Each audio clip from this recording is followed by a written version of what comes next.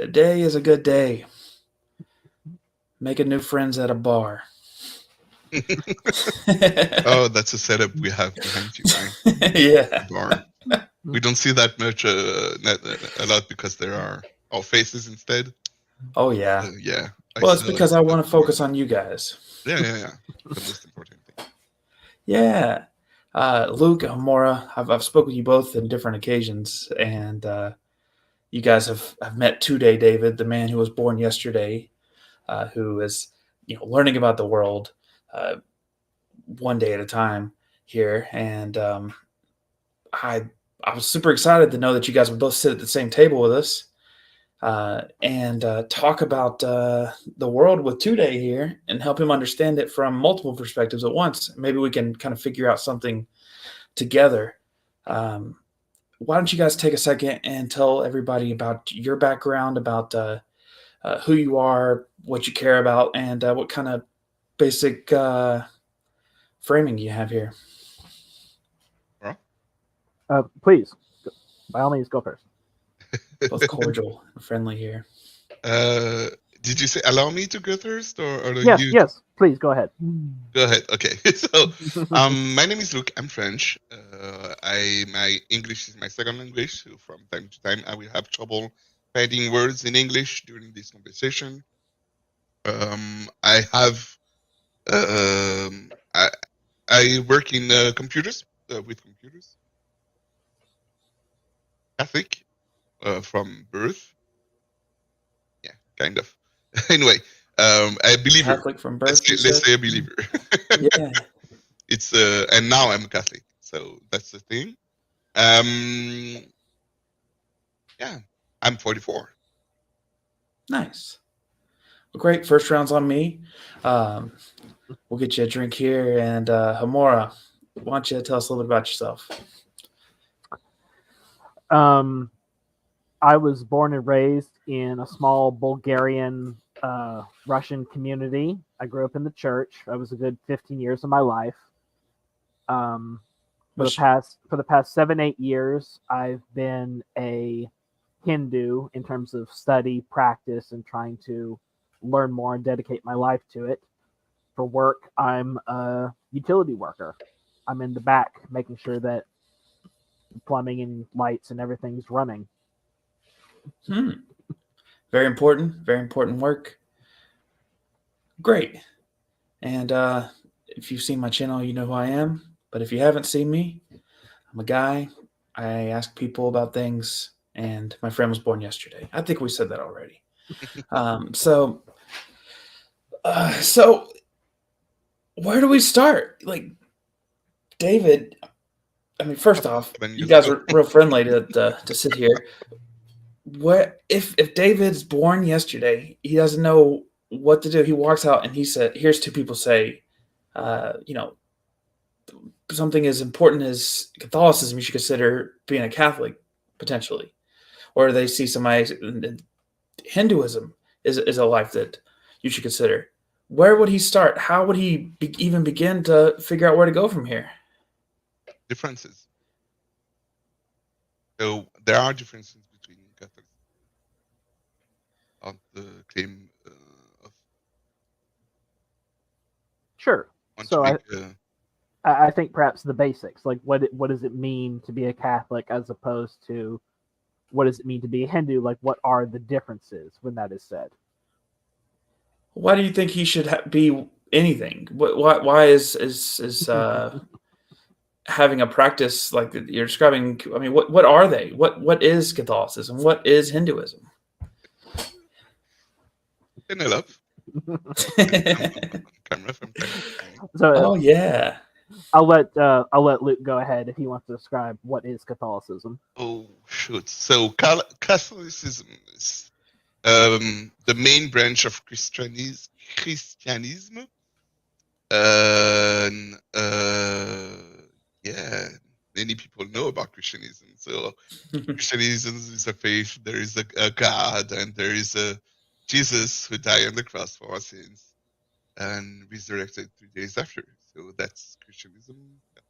As a pope and Holy Mary as main differences from other Christians.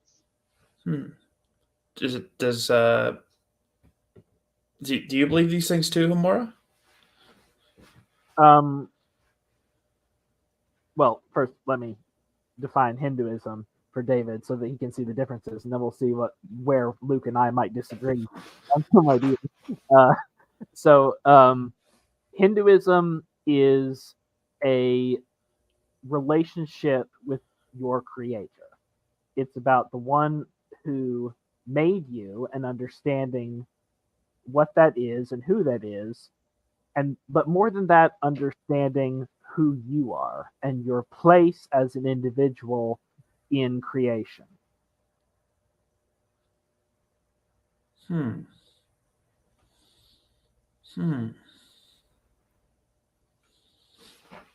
Do you believe that also, Luke? About the religion allowing you to know your place in creation, yes, we have the same view, same claim. Well, we don't think that the world evolves around us. Others, I heard about they were me first, then the others. It's the gist of it. Like Hinduism is really good for knowing yourself, not really good for knowing the other, right? The one that you live with or the one that is next to you. You don't know much about them because as much as you work on yourself, as much as you have this understanding of yourself, you have this knowledge of not knowing who the other one is. I mean, it's one of the how do you call that? The teachings of Buddhism. You don't know the other one. You don't know the guys that are living with you. So maybe it's not the Buddhism of Himura because there is not one book. Unite them all. There is no one leader for Hinduism. So I don't know which. I said Hinduism is Buddhism. Sorry, wrong word. Same part of the word, but the wrong word. So Buddhism. There are many kinds of Buddhism. Buddha. It's a fat guy, right? Yeah. The really big statues and those kind of things.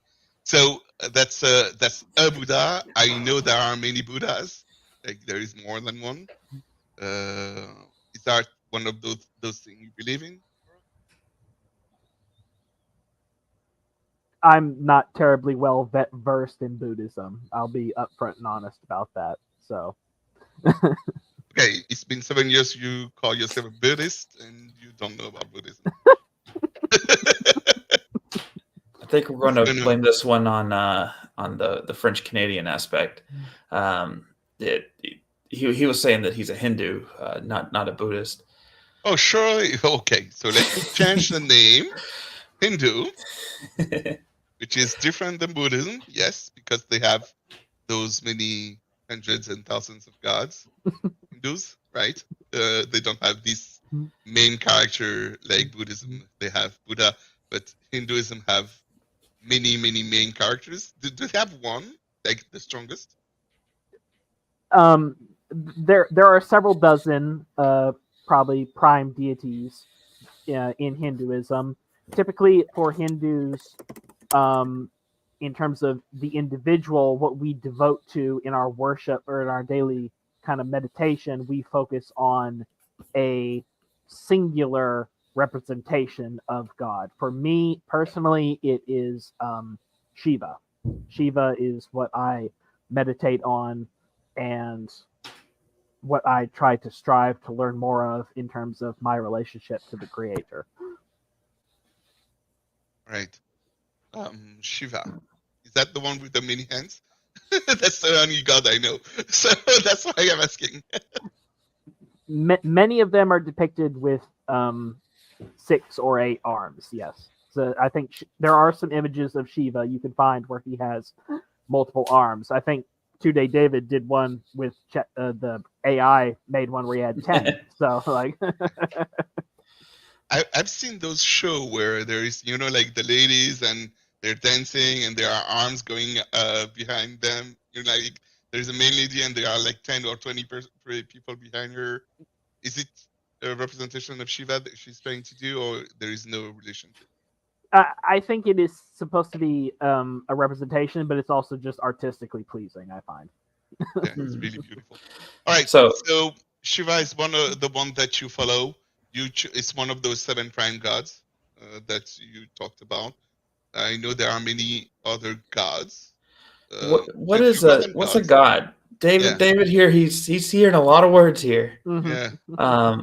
Like he walks out of his front door and he looks outside and He knows English at least.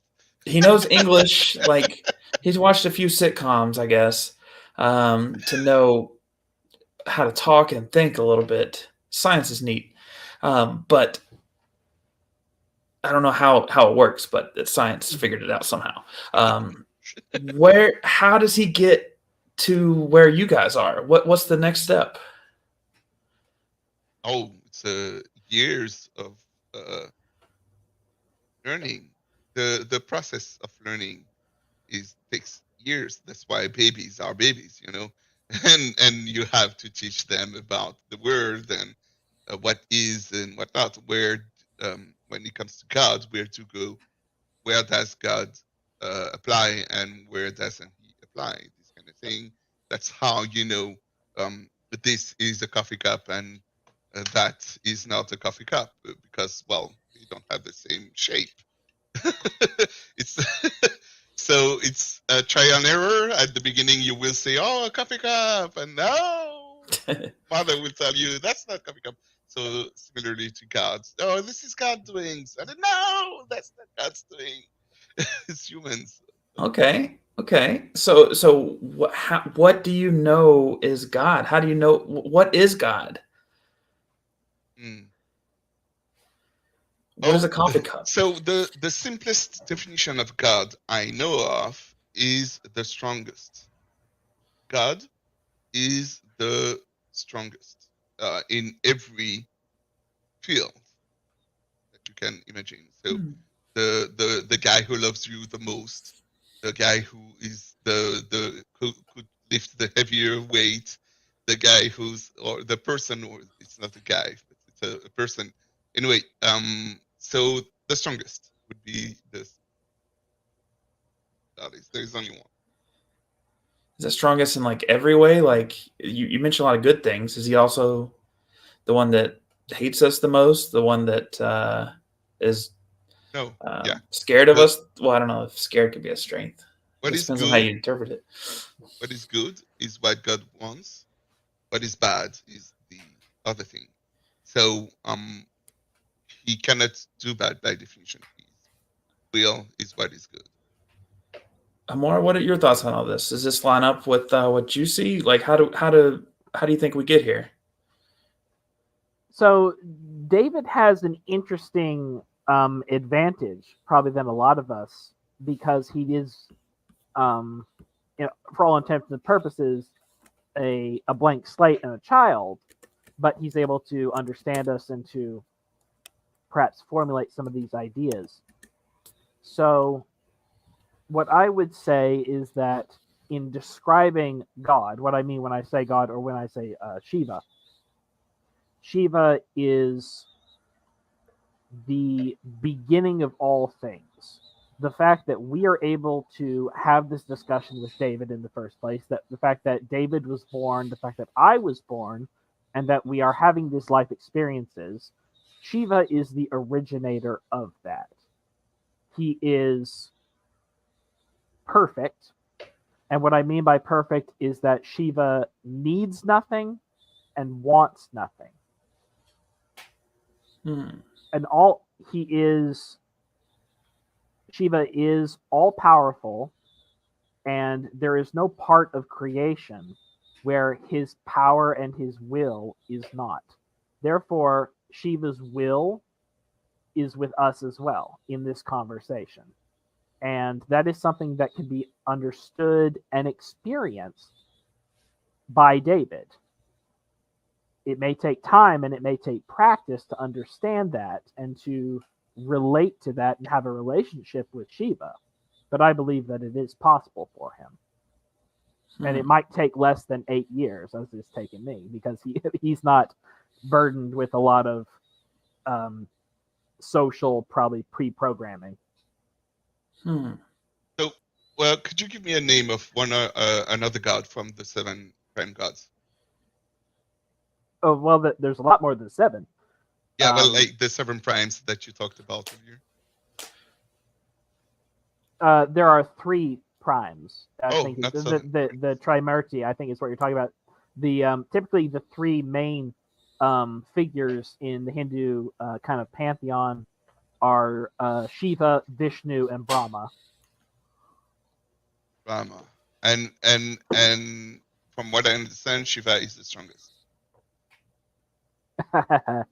There were kind of there's stories of like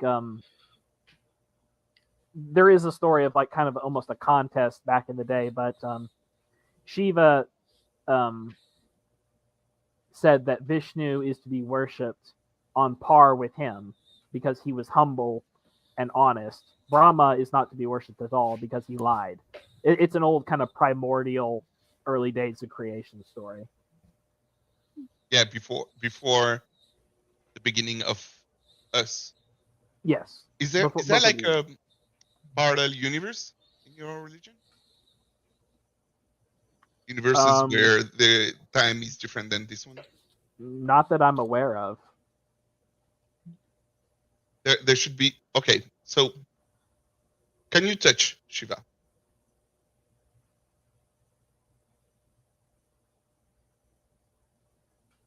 No. Okay, cool. Could you measure it like in some kind of way with tools or science that we have today? No. Okay. Shiva's will and his power is infinite. Yeah, sure. Infinite it's a really big or okay. So this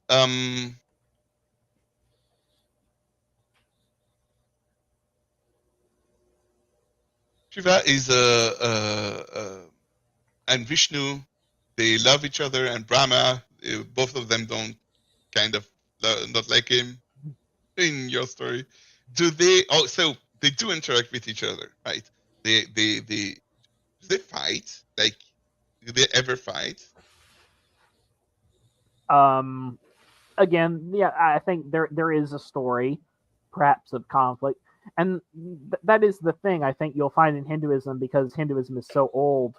There's so many different stories about the early, like, kind of primordial creation days and the gods and what they did. I'm sure you will find stories where they interpret it as fighting each other and almost like a conflict of wills or something like that.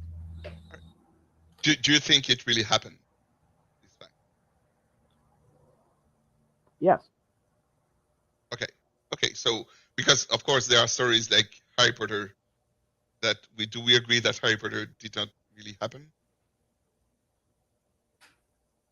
Or okay. Superman or X-Men. So the way that the Hindu scriptures read is not in a fictitious sense; it's more in a myth sense. And myth in Hinduism doesn't mean unreal or untrue in any way. What a myth is a story that holds some aspect of a spiritual truth, an understanding beyond perhaps like godly knowledge, beyond human knowledge, a bit of a higher understanding of creation and the way that it works. These stories are not necessarily taken literally in perhaps the like the way a writer would write literally or metaphorically or hypothetically in terms of like different techniques like that. the way that Hindu scriptures are read as more of an experience, just letting it wash over you and taking in the information, and whatever is true, whatever is from God in that message and in that scripture will stick. Now, And both, whenever go ahead. go ahead, finish your thought. I'm sorry. Well, just whatever serves to the purpose to better your relationship, to better your understanding, that's the information that you need at that time, and that's what will resonate with you. Sure. But both you guys said something like, you know things are from God. What does that mean? How do you know what that means? What that you, so there's a super all powerful thing. There's the strongest thing exists out there. We assume that there's a pecking order, I guess. Is like you got ants, you got like dogs, you got lions and humans, and we assume there's probably something bigger than us. Is that what you're saying? So there's something giant out there, the greatest thing. And you're saying, you guys are saying something about this God's will, and you're both saying, I believe that you both said that, but you're also saying you know things are from God. What does it mean to be from God? How do you know what that is? From what Imora just said is what you feel is right. But you guys are saying two different things. You're saying from God is from your God, and he's saying from God is from his God. Like, how do you both have feelings that are similar? What should David do? He doesn't know which one it is. What's it feel like? What's it look like? What's it smell like? What? No, there is no. The feeling of God is taught by those who know. You can teach yourself also. What we call good. It's the word we put onto the feeling or. What do you teach somebody? You said it can be taught. What do you teach somebody? So let's say God speaking to me, and I say to my child or David, God told me to tell you that he loves you. Really basic stuff, right? So I'm teaching him the kind of things that God could tell him. Listens to God, he will hear God tell him that he loves you. Well, you cut out there. Listen to hear, not hear like I hear you, but hear like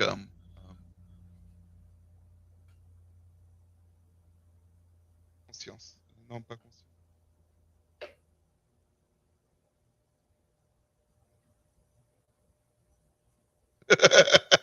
Oh no, you cut out right as you said it. What did you say? It's a French word. I don't find the English one. So consciousness. No, consciousness is where. But you know, when you do a bad stuff, there is a little voice telling you that you did bad. How do you call that voice? A conscience, I think, is the word you're looking for. Yeah, it's very similar. Conscience. Yeah, whatever. Conscious versus conscience. Yeah. Conscience. So conscience is. Let me write it down. So. Yeah, I'm trying to learn Spanish, and I would never get 1/100th of the way through this conversation in Spanish. So. Yeah, that's cool. So conscience is speaking to you. When we say listen to your conscience, we say listen, but there is no words per se.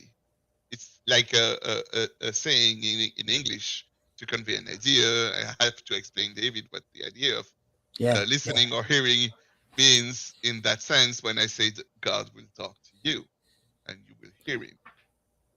Kind of thing. So because I will say, okay, God wants to know that he loves you.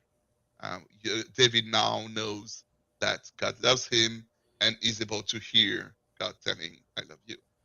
If David was never told that, Yeah. would he be able to recognize that feeling or that what you're describing without having been told it? Yeah, well, he will still have a conscience. So the thing is the name God is a name, as a word in English to convey ideas. Mhm. Like every word in English convey ideas. There are ideas conveyed by the word God, and the idea is different from Emra and me, but it's basically the same. The higher power, something stronger than me that I don't have control at all over, Hmm. and he has some kind of control over me or nature or so. Yeah, God conveyed this kind of idea. Could you be able to listen to hear him even if you don't know the word God? The answer would be yes. Do you think Hamora is hearing that conscious feeling and is feeling that God loves him despite never being despite thinking in a different framework? Yeah, and he named it Shiva. Instead of Why God, don't you name it think Shiva? it, or because Shiva has particularities, he fights with Vishnu, and God doesn't fight at all. Your God doesn't fight? How do you know he's the strongest if he doesn't fight? It's by definition he's the creator and the creations, and he has a switch, the off switch on all his creation. An off switch? He could just Yeah, end everything, is that what you're saying? yeah. Like a computer. You are stronger than your computer or Are your we in the video Matrix? game that you created. You will always be stronger than the video game's characters that you created. Hmm. They know that if they have kind of conscience, let's say you have a certain level of AI conscience of in your Hmm. characters, they will be aware that you are the guy with the switch power button. Hmm. You are in control, even you are the creator. So yeah, he's the strongest because he's the creator. One of the many reasons. Amora, your thoughts on this?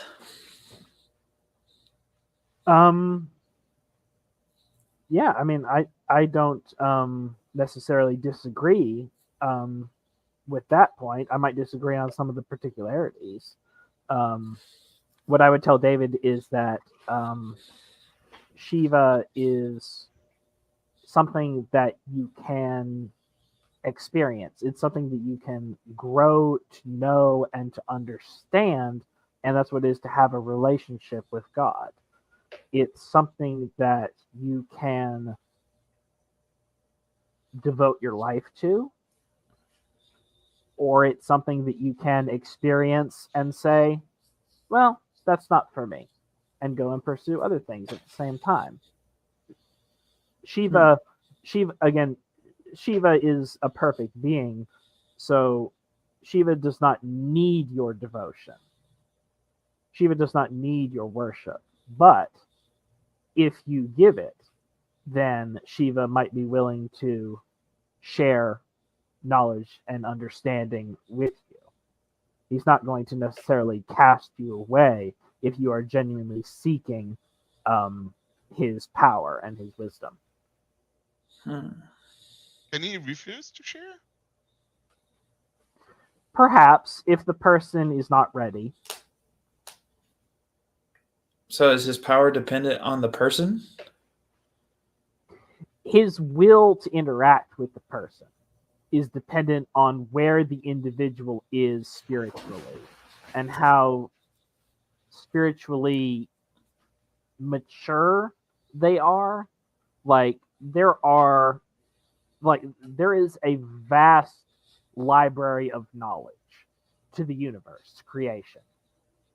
And knowledge given too soon to an individual may stunt them or hurt them. I remember when I was a kid or when I was a teenager, things I rather not have learned, but one way or another, you can't unknow something. You can try to forget, but there are dark sides of creation and there are things that we learn about and they can affect us. And sometimes they even can scar us. And Shiva, in his wisdom, I believe understands this. So there have been times when he has been very forthcoming with me and perhaps gentle, and there have been times where I'm ringing that doorbell, but he's not answering. So Yeah, the way Imura talked about Shiva is just change the word for God and have the thing. Well, why do y'all have such different descriptions of God? If it's y'all seem to agree on a lot of things. Yeah. Why? Where's the difference? Why is it? Fights Vishnu. Say it again. Shiva fights Vishnu. He has a contest of power. Shiva is not the strongest one. He's not the one who created Vishnu, or maybe he is, but Vishnu,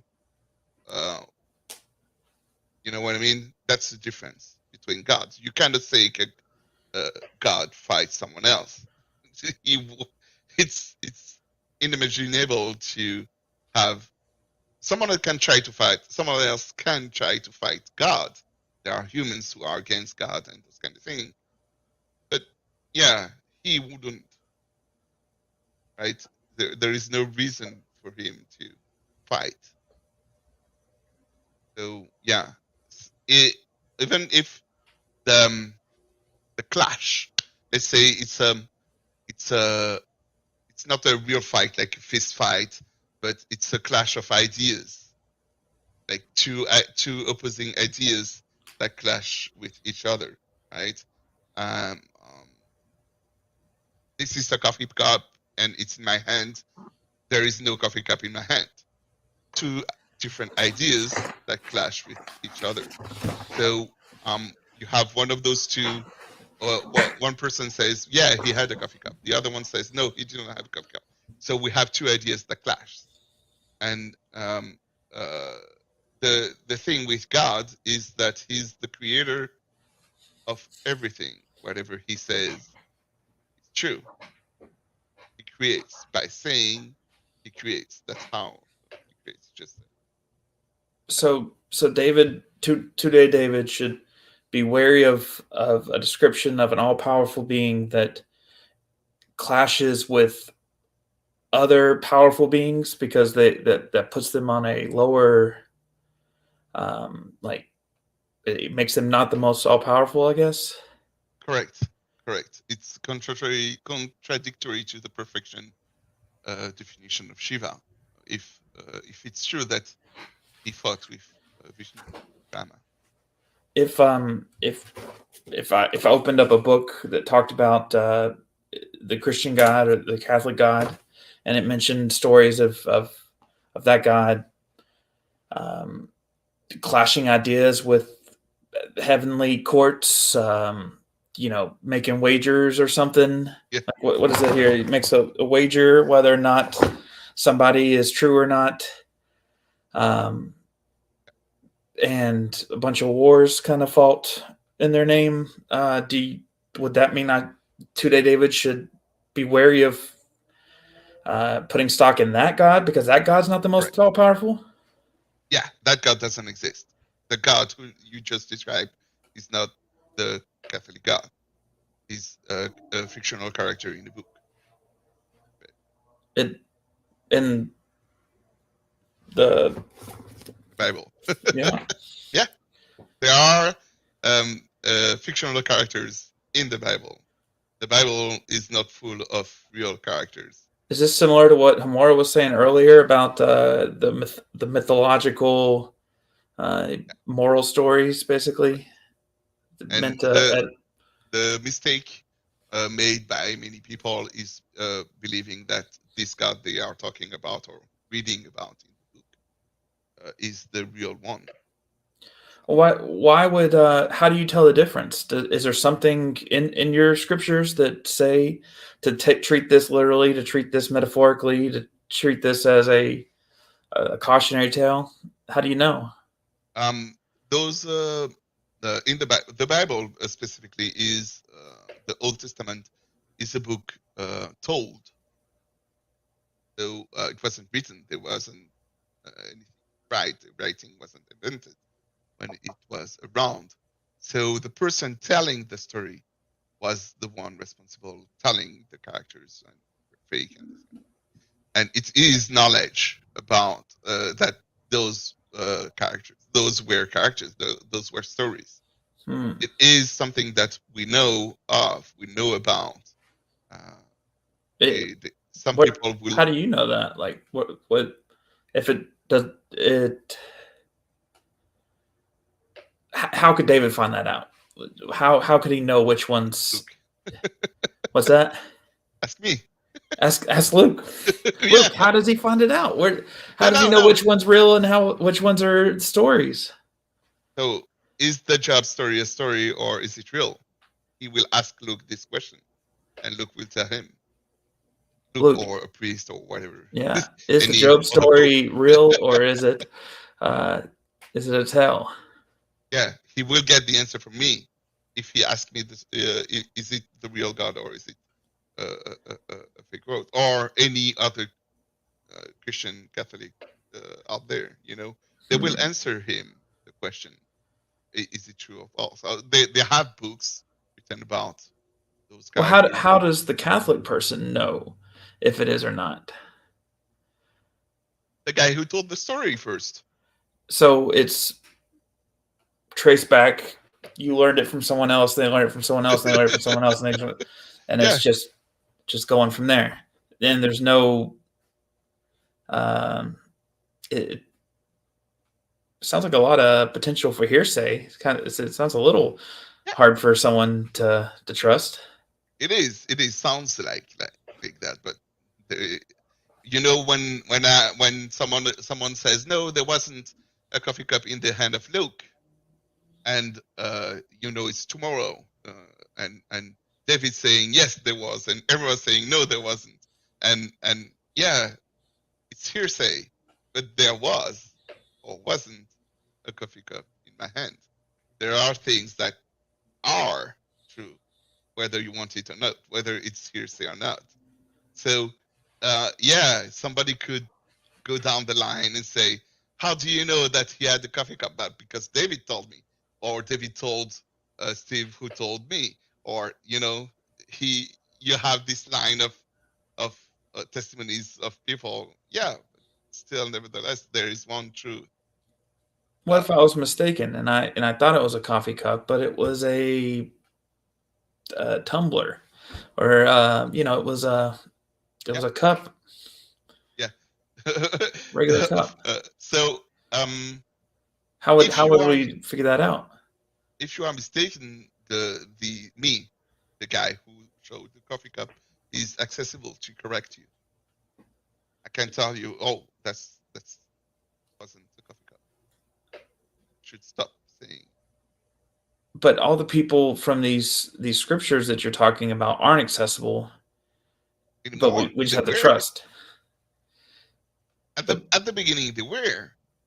But they not didn't. Anymore. Now it's too late. They're dead. But at the beginning, the first guy who told the first story of the Bible. Let's say there is a guy who has a revelation, who talked to God, and God says, "This is the thing that you need to teach the humans, the ones around you."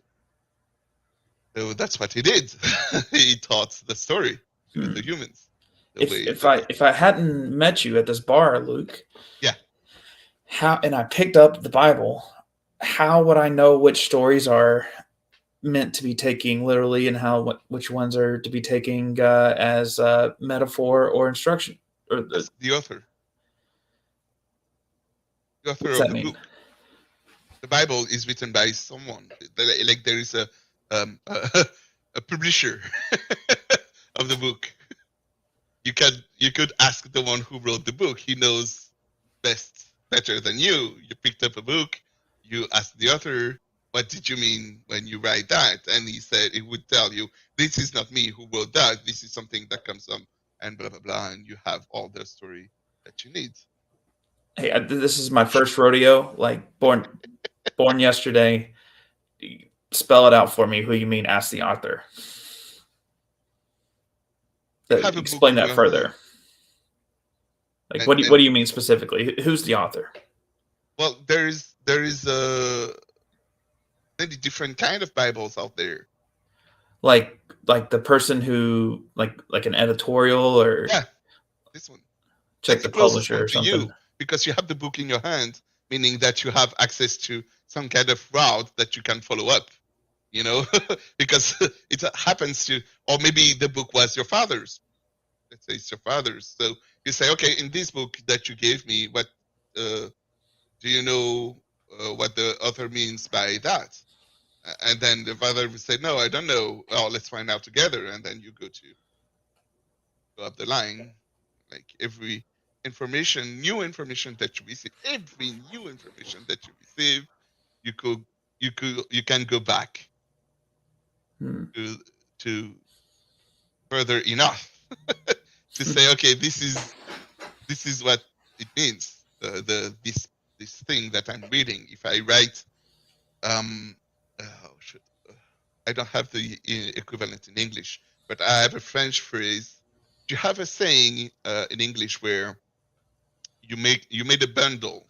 A bundle is something um, Yeah, together, tied right? together. A Tied group of together. things tied together. Yeah, and also it means when you said something wrong to a girl that you like, right? There are two meanings to the word bundle, depending on the context, right? I made a bundle. Is Oh that the yeah. English thing? Yeah, Yeah. I can almost hear it. Like I get it though. Like a blunder, I think is what. blunder. That's the word. Yeah. Sorry, not bundle, blunder. So, is there another meaning for blunder? A mistake. No, An no, or error. the same word meaning two, same one having two different meanings, completely, Yeah. completely opposite. I mean, A you have double any entendre or all right, make um, me one with everything. That's a joke in English. So a guy walks into a pizza bar and asks the pizza man, make me one with everything. And that's a saying in English that you mhm. understand because you have the knowledge of what a pizza is and what does it need to be. Yeah. So The idiom. I tell don't know. this joke to a Buddhist or what's sorry, Hindu. He will not get the joke because he doesn't have pizza man and whatever. He will say, how a pizza man will make you one with everything, right? And Why I would feel pretty he? zen when I eat pizza. I'm gonna be honest. Yeah, yeah, you understand what I mean. So, I don't know if because zen's of the the right word, context, but the same words can mean different things.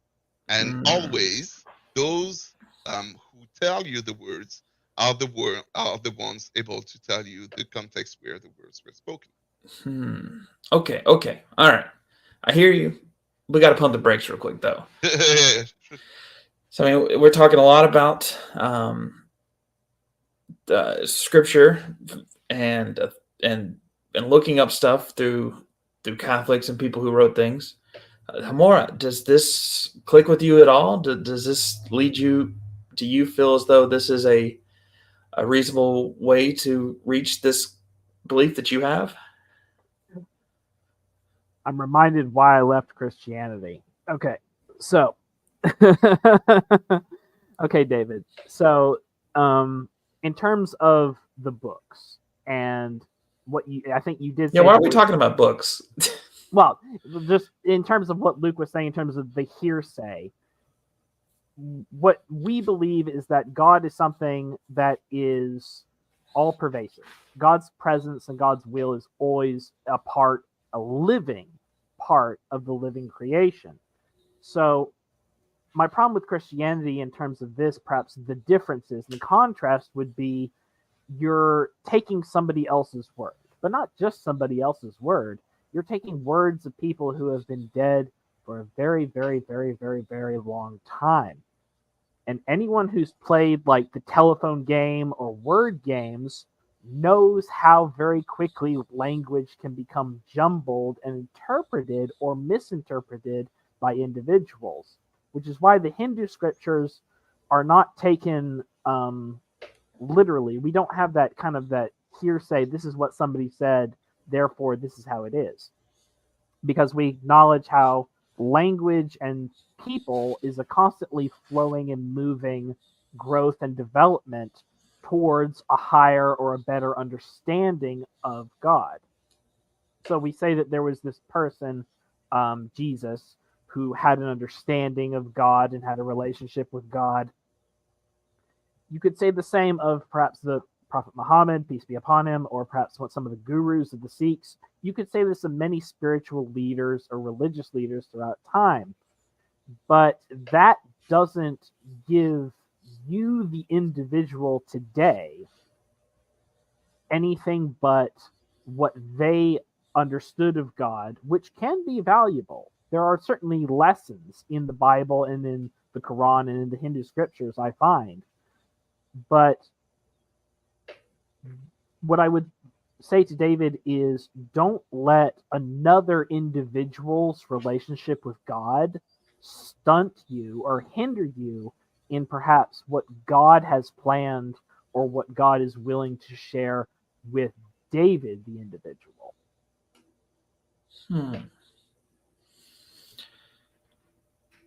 Luke, what do you think about that? I don't know how to which one is true.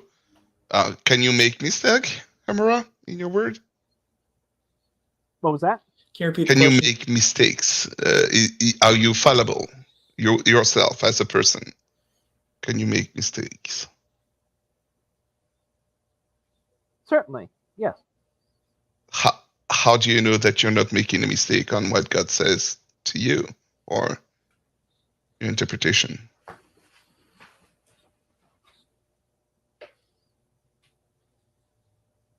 Right. So this leads into the relationship with God. In Hinduism, the idea of what we call sin is actions and words that lead us away from God. In terms of the soul and its true nature, kind of what Luke mentioned before, a conscience. Actions that inspire us and inspire others, that spread compassion, love, and empathy in the world. We believe these to be characteristics from God. We believe these to be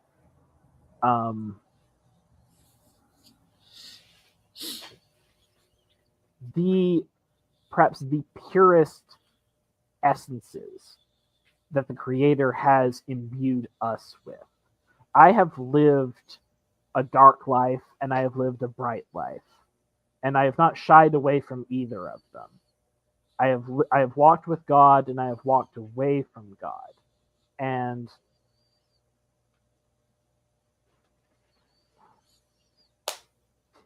it's a very difficult thing to talk about because there were dark times and there were things that really drove me away. But in comparison to the things that Shiva shared with me, when I was ready to let go of my own sin and ready to let go of my own hubris, I suppose, the last several months have been an absolute blessing compared to the last several years. And at times I can't even really remember some of the darker times because they've been washed away by the pure experience of God, of Shiva. And I have tried to give and project what Shiva has given me, and I see it reflected in other people that I interact with, and likewise I see it reflected back to me.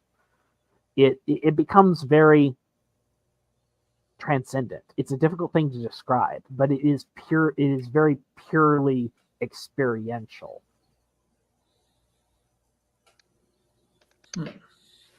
Do you remember the question asked, Emma?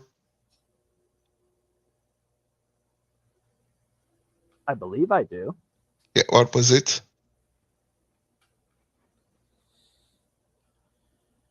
Was I it believe- the? Go ahead.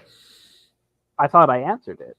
Yes, Maybe, of course. I just maybe want I to be sure misheard. that you answered Right. the correct question. What was the question? Well, go ahead, repeat it for me. How do you know that you're right? Through my If you experience. if you can make mistakes. Well, yes, because I have made mistakes and I have made the right choices. This is something that comes with experience, and experience was my answer. It's a part of something that has to be learned. Experience, intuition, and an overall, like, as you grow and as you accumulate knowledge. Now y'all are starting to sound similar. Again, Mhm. you guys keep going back and forth here. Mhm. So it's I'm sorry, personal experience or experience of others. Both. So you listen to others. They can tell you that you are wrong. They can, yes, absolutely. And you listen to them and say, okay, that's how I know I'm wrong. Because Well, others told me I'm wrong. I listen to them and then I compare it with my experience and my understanding of Shiva. How is that different than testimony? How is that the way you know that you're right or wrong different than the testimonies or the telephone thing that you talked about? Because I'm not taking it from other people. My relationship with God, with Shiva, is a direct line. I experience Shiva and I meditate and study Shiva, and then I project that into the world and I see it reflected off of others back to me. Yeah, of course we will have the same view of this perfect being, allowing us to interact with him and interacting back. We have the same view, but I'm talking about the mistakes that I believe you made about him, which is he fought. He was fighting with Vishnu. One of the mistakes I underline is this one. And how do you know that you are right in that mistake or in that claim? You claim he fought with Vishnu and Brahma, and you know it is true because you your experience allows you to know that this is true. I'm like, yeah. No, that's not what I said. That's nowhere close to what I said. Okay, sorry. How do you know that Shiva fought with Vishnu is true? I never said that Shiva fought with Vishnu. Oh, shoot. There is a Hindu story I have heard whispers of Shiva fighting with Brahma. Okay. I am not familiar with that story, so I cannot make any claims on it. What do you think it feels like to, like, Luke? Do you feel as though God communicates with you in a similar way that Hamora is saying? Yes, of course. The discernment. Sorry, I'm googling a word. Yeah, no problem. Discernement, because it's really important. In English, please. Discernment. Oh, the same word. Okay. Yeah. So discernment, the way it's a tool that is taught to us by the church, and allows you to discern between which one is from God and which one is from the devil, which claim is from which. It goes through the similar process than Emora does. Personal experience and experience of others. So yeah, we are similar in that sense. That answer your question, David? Yes and no, because I mean, you're saying that discernment to me sounds like you're saying that you just get an inclination and a hunch, and you kind of try to figure it out like a puzzle. But it's like a problem to solve. Is that what it feels like? Do you feel like there's like a question that you have to figure out, and then you just kind of think about it, and then you feel like an answer is right, And then you check and then you check. the So it answer. is like that. Like when you experience God, it feels like a question. Is that what you're saying? It depends on the feeling. Yeah. So there is the feeling of being loved I talked about earlier, which is a feeling that I have all the time. It's not a question, and I have been taught by my parents that, and many others. This I'm glad is that true. people love you, Luke. Yeah. And he's the one who loves me the most, because he's the strongest in love. And yeah, so there are things where there is no question anymore. Does God love me? Is a question I could ask him. I could say, God, do you love me? And then like Emora used the method of Emora, and using also, it's really important to go through the others, because I can make a mistake in my experience. My experience can be wrong, and I need others to make sure that what I experienced was the right thing.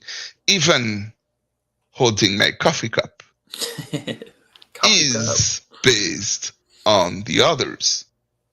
I asked the first time, Mom, am I holding a coffee cup? Or is it a teacup? And she told me, this is a coffee cup. And I say, okay, I believe you. If I told 2-Day David that was a leaf blower every time he asked, Yeah. and he got the feeling when he picked it up, it was like, this is what a leaf blower is. Yeah. Does that make him correct? Well, you're not alone. The 2-Day David has you and others who says, no, that's a coffee cup. It's not a leaf blower. Right. Okay. It's Well, not 2-Day one David's person. also okay. Yeah, sure.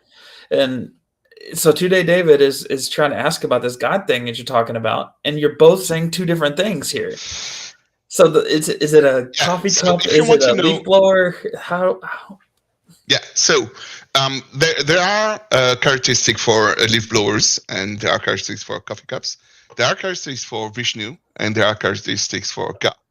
One of the characteristics of Shiva, sorry, and there are characteristics of God. So there is a difference between Shiva and the Catholic God, and those difference is where you should David 2 days David will have the questions. Which of those two is true? Was he?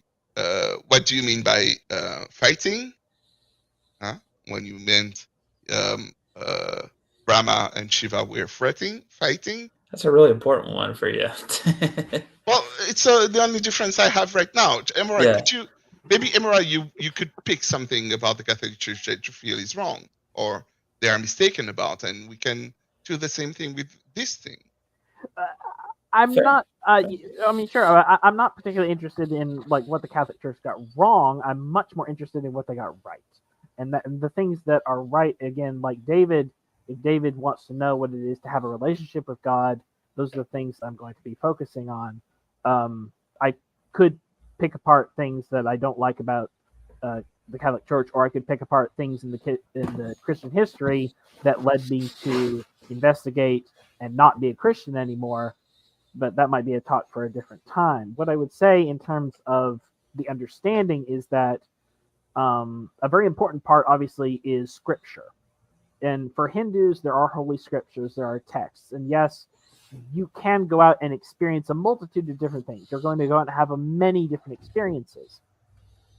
the scriptures, specifically for me, the Upanishads and the Bhagavad Gita, are tools that we use as a guide to help to navigate creation. Another word for Hinduism, it has many names because it's been around for so long, but it has been referred to as the spiritual sciences as well, in the East, and that's how they were trying to understand what it is to be a human being, what is God, what is the relationship, what it is to be a part of creation. And many of these questions, these kind of fundamental questions, are answered, and there are answers in the scriptures. So it's not. We do have a verification system. It's not just going out and taking another person's word for it. It's not going out and just doing what feels good or what feels right. Using the scriptures and the teachings of the rishis and the gurus and the swamis as a guideline, it is encouraging you to go out and to have your own relationship with God, and then come back and see what everyone else is saying and see where we all come together. Yeah, that's it. And the that's why this is a coffee cup. We all come together and say this is the thing that the coffee cup looks like, and not a leaf blower. So we have the same teachings that your book has. You say in this book you have teachings, things that you can use in your life, and the Catholic Church have the same. How do you know which of those two is true? To religion, it's where the claims are not the same, and in fact, when they are opposite of each other, you need two claims that oppose each other. And then when you have two claims, leaf blower and coffee cup, that oppose each other, you can go up the line of evidence by the guy who said this is a leaf blower says it is a leaf blower. And how can you? So what's the next step up? What's the next step up from you guys agree that you think that there's something bigger than us? You think there's something all powerful. You think that there are lessons to be learned from scriptures. You think that you should listen to this God in a way and try to discern what it's saying somehow. Today, still trying to figure that one out. What's the next step that are you proposing, Luke? Is that you believe that maybe Hamora doesn't? You cut out. Say it again. That's it. That's what's the next level? Where are you at? That's the next step. If you want to go forward, it is only in the difference that you can make the what's the next choice? You know, what's the difference? Why is it unreasonable to call this a leaf blower? Okay, right? we're on we got. I think we got naming things down. We got that naming things is important and consistencies down. Okay, tell me the next actual level. Like, okay, we've made it past elementary, I think, for 2-Day David. Come on, let's hit middle school. Where does he go next? Like, I mean, Hamora says that you look in on yourself, that you try to listen to some kind of guiding message from the others. Universe, from God, and to see how that reflects out in the world and the people around you. So that's 2-Day David know a difference between Luke and what's your next one? And the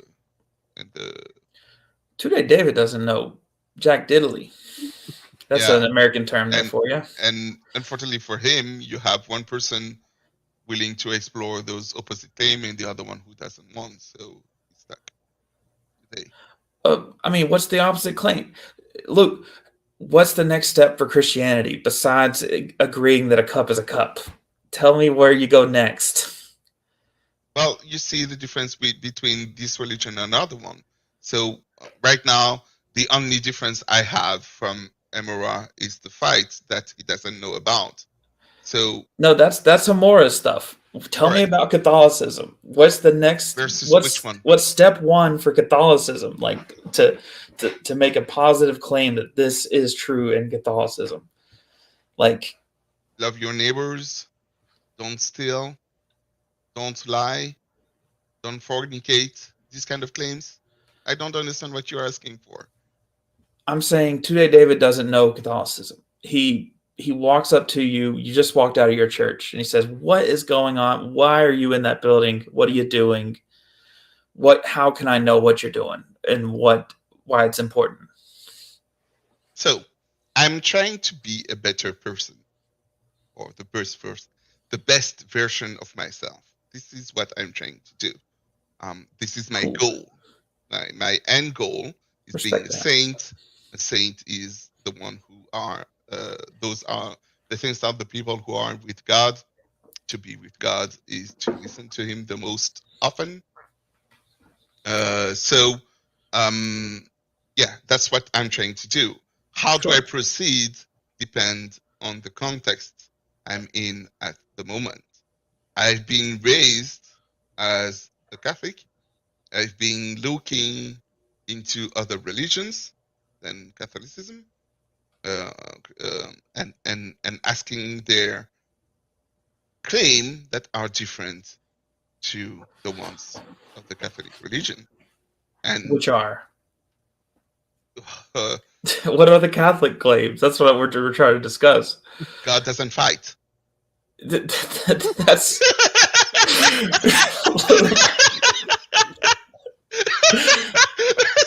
See? Okay, I guess I'm Catholic now because God doesn't fight. You shall not kill. You shall not lie. You shall not sleep with another woman that is not your wife. You shall not steal already. You shall respect your parents. It's one of those claims that the Catholic Church has. There are billions of claims that he has. What you want is a claim that is different to the other religion. So if you want a different claim for, let's say, let's move out from the Hindu religion. I need the word into because I have Buddhism in my head every time. It's not the same. So you have. Yeah. Is the Catholic God the same God as in the Old Testament? No. Okay. Because there was a lot of fighting back then. Yes, correct. The short answer is no. The longest is yes. But anyway, the short one is no. Don't try to understand by yourself. You need a lot of context to understand why it is the same God, but not the same God. There are differences between. Tough for a person who was born yesterday. Don't go into there. It's a lot for me. Yeah. If you walk out the church, you ask the question: is the God of the Old Testament the same God that you believe in? The answer is no. That's the short answer. All right. You don't need that right now. You will have Christian, Catholic priests, people who knows better than me, that will tell you yes, and will explain to you why yes, it is the same God. The Old Testament's like half of your scripture, right? Yeah. And it's not true, or it's not the real God. Is there anything in the Old Testament that is needed for the rest of your scriptures? Yes, there are like the 10 Commandments, for example, is one of those things that you need today. Shall not kill, lie. Anyway, we went over them. So, these are in the Old Testament. These are things of the Old Testament, and these are things that God really wants you to do. So, did he wrote it in tables with magic, like the story tells. Ooh, neat. No, So why are It's still these true. things that Yeah. God wants us to do? do not kill. Let's pick one. But why does God want us to do these things? What's his game plan? With the purpose of being a better person. Yeah. So it allows you to be a better person if you follow God, and God tells you how to be a better person by telling you do not kill. But what does God get out of that? Nothing. You are the one who is winning out of it. You are the best version of yourself. So he's just being Kind, loving, Yeah. caring, the best, the strongest. I don't know if that answers your question, David. The next step is different from any religion. Every religion we have a different claim. That's why there is a different religion. And Well, Luke, that's what I hear from you is like, Yeah. okay, I know what I'm not. Like these things don't make sense to me. This is what I keep hearing like from you. Like I know this is a contradiction. I know this is a contradiction, and this one I know this is, but I don't hear a lot of. And this is my belief, and it is true. I mean, you said there's the 10 Commandments are good for being a better person, Yeah, but correct. but why the 10 Commandments? I mean, are there not other kind of codes that are very similar? Why is that one important? I mean, why that one over other ones? So let's pick a religion that tells you that it is okay to kill or murder. There is a religion that tells you that it is a good thing. There's one that agrees with you. Like if there's even if we just as a society agree with you, why? Hold on. David's trying to tell me something. Yes. You're not supposed to be that blunt with it. Don't be rude. Today, David is asking why any of this matters. Like, why should he care about these books and these things about trying to be, a good person or whatever? Or like, why should he consider either of these two things as a framework for his life? Why not just take the good parts he likes and do whatever? The decision of being a good person or a better version of yourself is a decision that you need to make first. Today, David needs to say, I want to be a better version, the best version of myself possible, or the best version of myself. So if he says, I don't want to be the best version of myself, I don't care about who I am, where I'm going, and I'm saying, what is your goal in life? Why are you here? Why do you exist? And he says, I don't know, and I don't care. I would say, okay, well, you don't have anything to gain from Catholicism. Oh, why do you want to be a better person? Joy and happiness. Peace, joy, and happiness are the consequences of being the best version of myself. The best version of myself is a happy person. It's not a sad one. It's not a suicidal person. You know what I mean? I don't want to be suicidal. I don't want to. Yeah. It is. Yeah. It's a little bit egocentric. But sure. It is the purpose of, in the Catholic teaching, they teach you that you are made for God to be this person. God created you with the purpose of being loved and bring the news to the others. L'Évangile. Where is my translator? So the scriptures? No. Luke, John, Matthew. Those books are called Gospels. Gospels. Thank you. So bring the gospel to others. This is why you were made. Being happy, bring the Gospels. Those are the two things that you happy or joy, whatever, good. Gamora, why do you want to be a better person? You said something kind of similar, that you were trying to be your best self.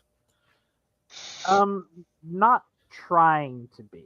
I would say that again, like, I believe it was Carl Jung who described exploring your dark side, exploring, like, really getting into the dark recesses of the mind and subconscious. And that is something that I have tried to do in my experience, understanding that there are going to be happy moments, but there are going to be sad moments as well. There's going to be anger and there's going to be fear and all of these things. This is part of the human experience, and not to pursue one over the other, because that takes away from learning, I believe, from the other's experiences. Like, if you chase being happy all your life, then there are days that you're going to be miserable because you didn't hit the mark. You didn't achieve what you wanted to be. You weren't happy that day, and so you feel like you failed in some way. And this was something that I had to wrestle with, and to realize that I don't have to favor one particular emotion or one particular human experience over the other. All of these things are within Shiva's power and within Shiva's will. And if I let go and just accept that this is what's happening to me, what can I learn from it?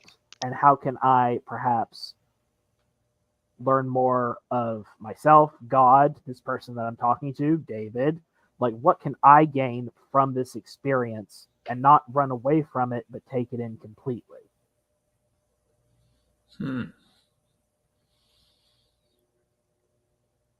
Similar but different, but similar. So if both of you guys say that your framework is offering a pursuit of trying to be the best, like focusing on what to you understand is the best way to be the best version of yourself, or I know you rejected that word, but you get what I'm saying. Yeah. And Luke, you get what I'm saying. Is there another reason that 2-Day David should consider one of y'all's worldviews, since you both have that as an answer? Well, if you believe in a God that fights, you're not getting the best version of yourself. You will have a good version of yourself, but not the best. What I would suggest for David is that even if you're not interested in a relationship with God, I believe we've talked before, there are teachings in the Hindu scriptures that could help you if you're interested in who is David. If before even asking the question, who is God or what is God, if David is more interested in self-discovery and self-reflection, that would be where I would recommend David to start.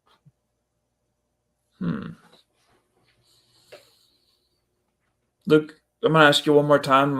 It was a good zinger, but I'd be curious to hear more about why 2-Day David should consider Catholicism if both of them have a. You did say that you think that with Hinduism you're not going to reach the best version or the most happy in that regard. Is there a way that I can test that or know that? I mean, besides testimonies? I mean, how do I know that is a way to test it? You can measure the influence of God in the life of others. There are life-changing events, like how do you call that? I don't recognize you anymore, but in a good way. this kind of phrase that you can hear someone says about you, and it is always testimony. You will not, well, you might have someone around you that you knew since he was a kid, and then he met God, and then he changed in such a way that you can say yourself, I don't recognize that person anymore. So these kind of change are a way to measure the effectiveness or the effect of God. It's rare. I believe it is too rare to use it as a effective tool of measurement. So I will. What I did wasn't looking for those people who have life-changing experiences. I went with the logic, which is two claims opposing each other cannot be true together at the same time. One of those is false. Either God wants you to kill, or he doesn't want you to kill. Either God is someone who wants you to respect your parents, or say you don't have to care about your parents. Either God wants you to focus first on others, or focus first on you. Either God wants you to help others, or wants you to not care about the others, which is the opposite of helping the other one. So, claims that oppose each other, and reason, logic to discern which of those two is true.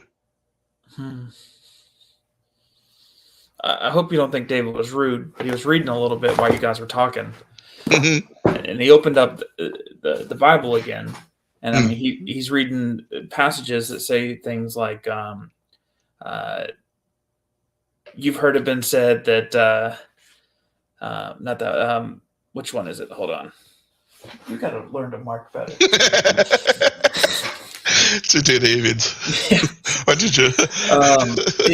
He who doesn't forsake his mother and father to follow me, in that not respecting your parents. Oh no, because when you follow God, you have to follow his commandment, which is respect your parents.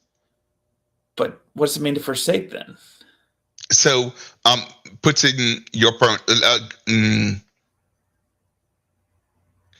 God tell you to not lie to that person, and your parents tell you to lie. Hypothetical example, right? So, forsaking your parents for God is not lying to the person. It's a specific example of where you forsake your parents. Okay. In that sense, if you don't forsake your parents and you follow your parents and forsake God. Yeah. Okay. I follow what you're saying. Okay. That's it. Let me ask you this: if you read anywhere in your scripture that something that contradicted the Ten Commandments, like thou shalt not kill, but there was an order to kill people or people, or if thou should not lie, but there was an order to lie. If there was an order to say thou should not covet the wife of your neighbor, but someone is talked about well when they do it. Yep. I mean, would that affect wouldn't you, if you read that in the Bhagavad Gita, if you read stories like that in the Bhagavad Gita, wouldn't you be making that comment? Well, not if there's a God who tells you to kill, not if there's a God who fights, not if there's a God who tells you to So Well, I would. you get what I'm My saying? first. It Yeah. sounds like you're double-edged swording this. No. My go-to. So I've heard you say there are those two things in the book of Shiva. I don't know how the name.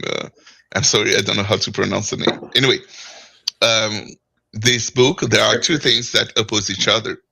So I would be like, that's weird. Why do they oppose each other? I go to the author or to the one who presented me the book, which would be Emora in our case. And Emora will tell me, listen, they are not to be taken literally. Those two passages that you are trying to compare, you are using them, taking them literally, but they are not to be taken literally. They do not oppose each other. No one was killed. No one was lied to. No one was, what was the third example you gave? Slept with.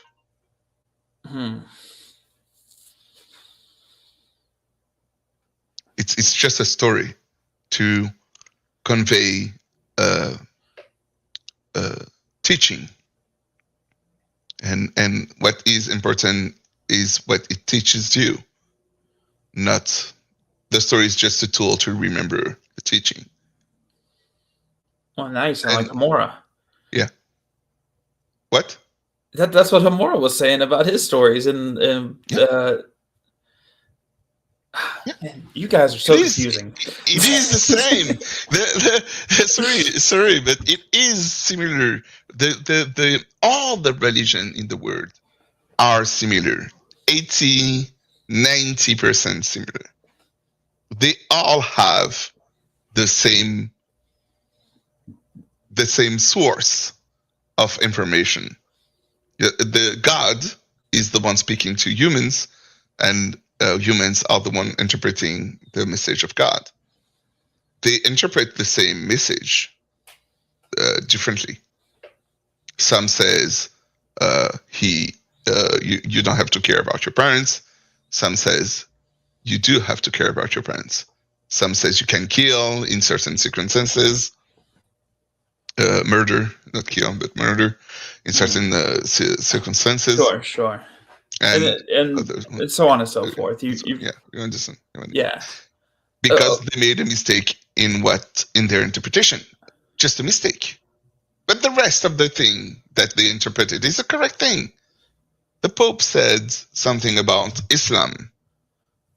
And he said something that many Christians I know would jump out of their hats and say, wow, this Pope, I'm not a Christian anymore. Or I'm not a Catholic anymore, at least. Because he said something along the line that they are correct. 80-90% correct. And when you listen to Islam person and when you listen to Emora, you hear things that are true. Up to now, Emora haven't said something that is false in the Catholic view. That's why I said he's just using Shiva instead of God. He's just switching the words. So would you consider him a Catholic? Based on what he said, yeah. That's yeah. The way he lives, the decision he makes wouldn't be different if he was a Catholic. I don't know what are the things he believes the Catholic Church is wrong about in the world, because I don't know that. Yeah, up to now. Hamura, would you consider Luke a Hindu? No. Why? Great question. Yeah.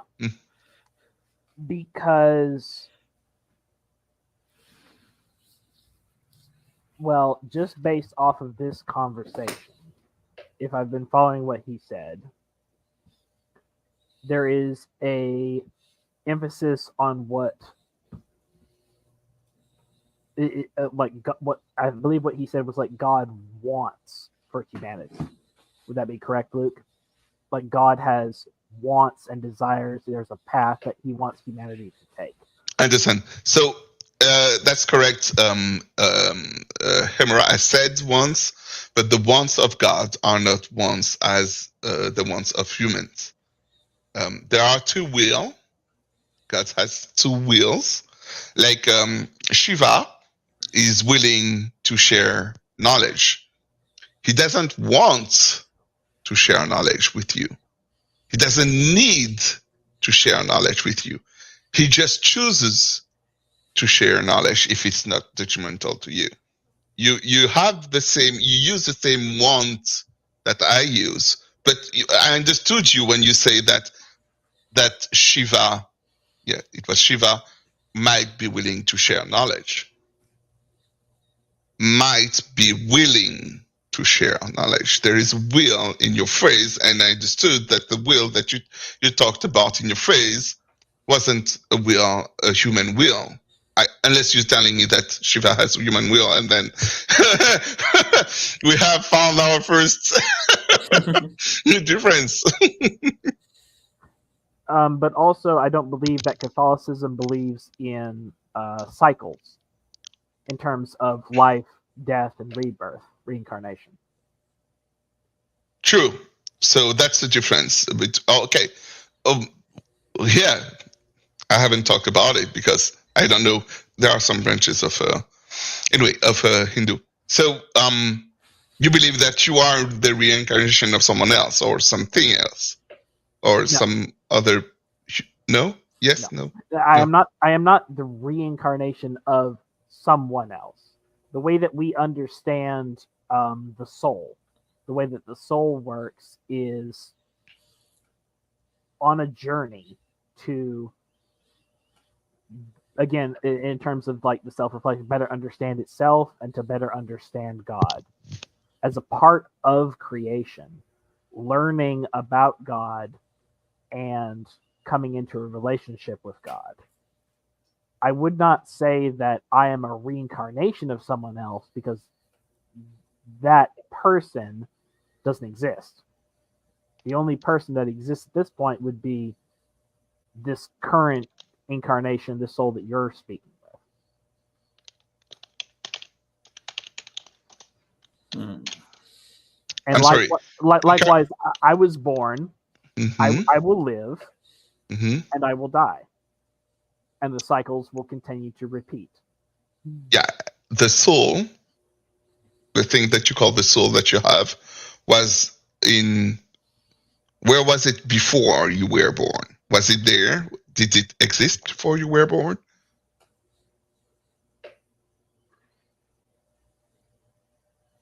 Was it in someone else?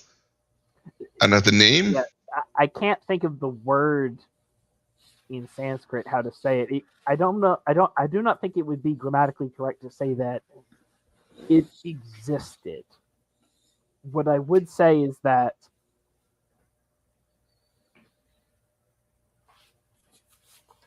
it wouldn't have been in a way that would have been interpreted or understood by others. Like me, the way that I have come about, I am unique. There's never going to be another Hemora, and there has never been a Hemora. That is the uniqueness of this representation of the soul, what we call the Atman in Sanskrit. But that same energy, that same will, that is the drive of the soul, was here before I was born and will live on after. But the body and the mind that you experience as Hemora, that will cease to be. So I'm typing this phrase. The drive of the soul was here before I was born. All right. So to be here mean existing for me.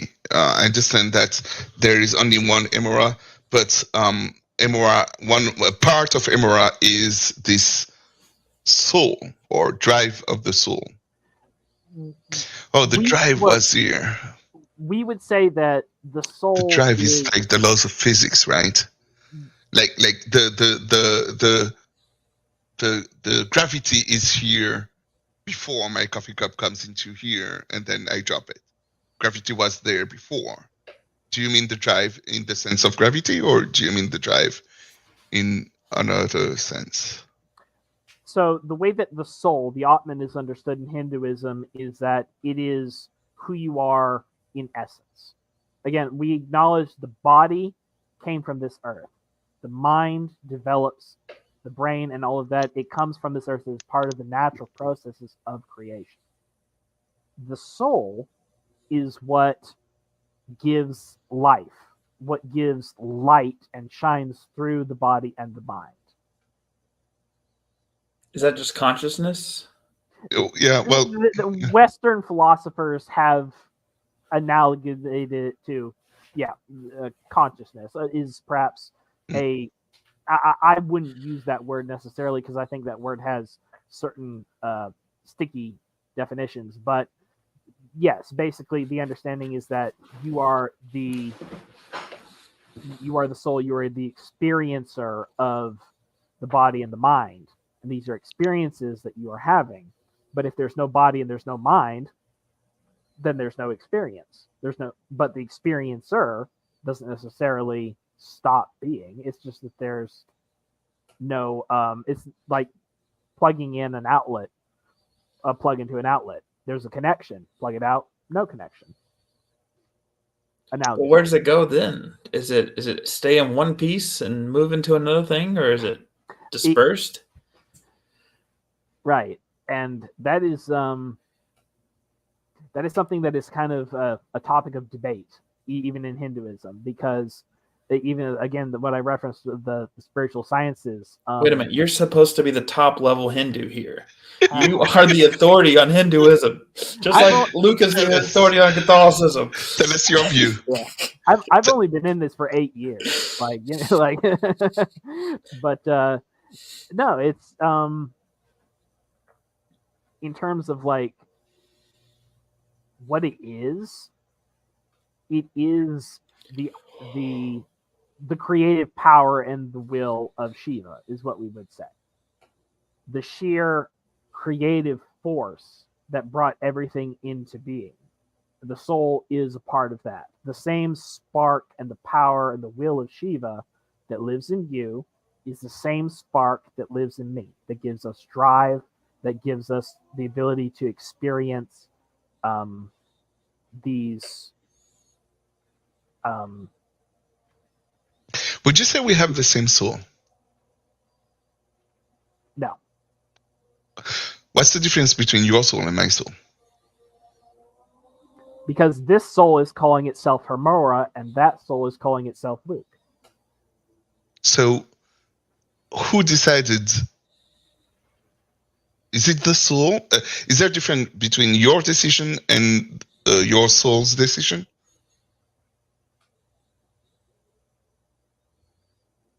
Can you make a decision that your soul hasn't made? Or vice versa? Decisions are made in the brain. That's something that the mind does. Yeah.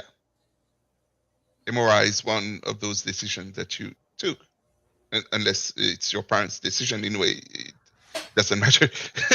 Their soul will name your soul Emora. Is it the decision of your soul, or is it the decision of your parents? If it's Emora, if Emora is your real name, or if Emora is your nickname on the internet, so it is your decision. Is it the decision of you or your soul, or is it both? That's the thing. Souls don't make decisions. Souls don't have the capability to make decisions. That is something that the human brain and the mind does. Okay. So when you say that we have a different soul and my soul have a name which is different than this, your soul have a name. The name of my soul has been chosen by me. The name of your soul has been chosen by you. But also a name also refers to what we call each other. So that's also taking into account that we're seeing each other, we're seeing each other's bodies, and we're discussing, so we're interacting with our minds. Mhm. So the soul is almost taking a back seat in that. Is Amora still Catholic? Checkpoint. Is Amora still Catholic, Luke? Yes. Well, Alright. the soul is the thing that allows you to live. Trees have souls. That's the lowest level of souls. Plants. So the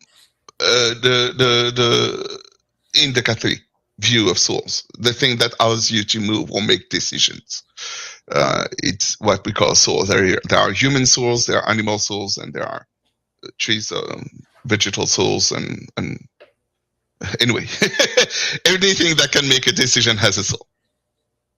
My Wait a coffee minute. cup doesn't have a soul. That's why I can do that and not feel bad. Wait a minute. So, So trees can make decisions? yes, they can turn to left or right. Anyway, communicate with each other. Anyway, that's another. Yeah. So we have a similar view of what a soul is. If instead of Catholic Hemera, where instead of Hindu, it was written Catholic under the name of Hemera, and Hemera repeated what he said about souls. The only part was the existence of it before Hemera. There is not a moment in time where those two are separated. In the Catholic Church, they will tell you your soul and yourself, they're always together. They are not differentiated. There is no differentiation. When you make a choice, your soul makes the same choice.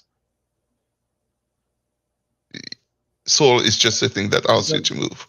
Well, then why say a soul at all? Why not just say that's just the body and mind? What's the extra part of the soul? So it's for reincarnation. For either of your views. Yeah, and what I am having trouble with is that Hemera said something along the line, my soul doesn't reincarnate, and this is okay. So yeah, if it doesn't reincarnate, no, the soul is the only thing that ties into reincarnation.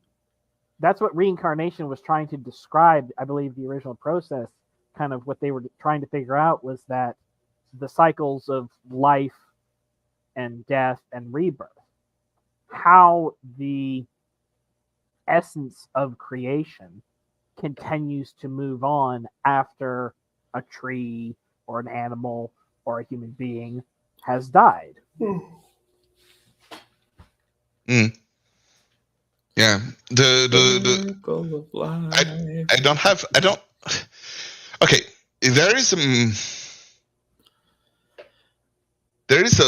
a term used in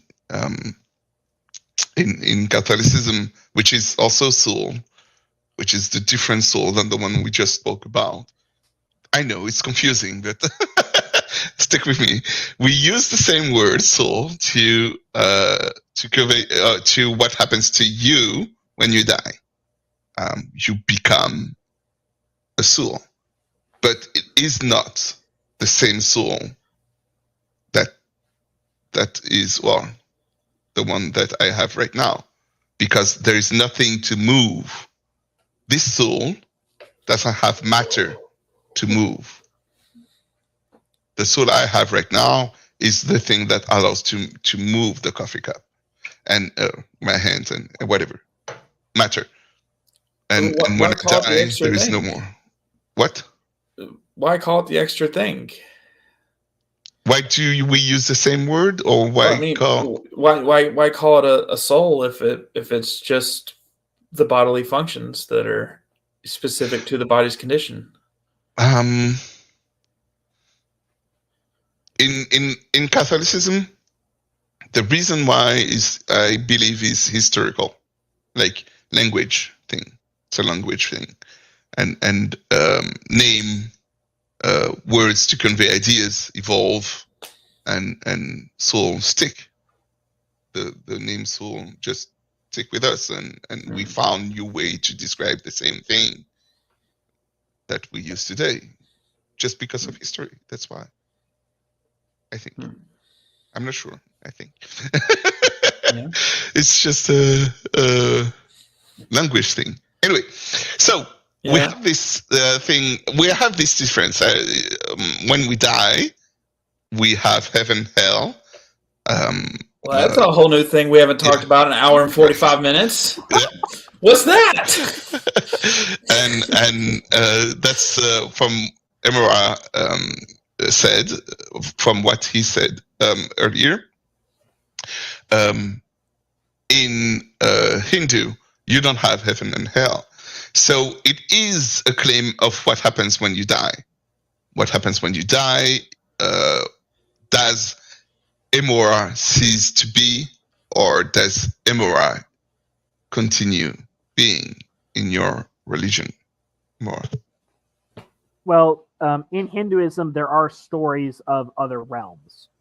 Like, this is not the only realm. There is the idea also of, like, in Catholicism, you would have, like, angels, demons, and perhaps other spiritual entities. Hinduism has a lot of the same, in that there are a multiplicity of other realms inhabited by other beings, and perhaps human beings, when they die or a soul gets to a certain point, it will manifest as a being, or like in another realm, as like you as a human being have come to an understanding, and your energy and your soul goes on to be something else. So those stories do exist. Me personally, I don't particularly delve into them too much, because I'm much more concerned about my soul's journey right now. Where I end up is, like, I could spend all day like worrying and fretting about it, but I'm much more interested in my relationship with Shiva right now in this life.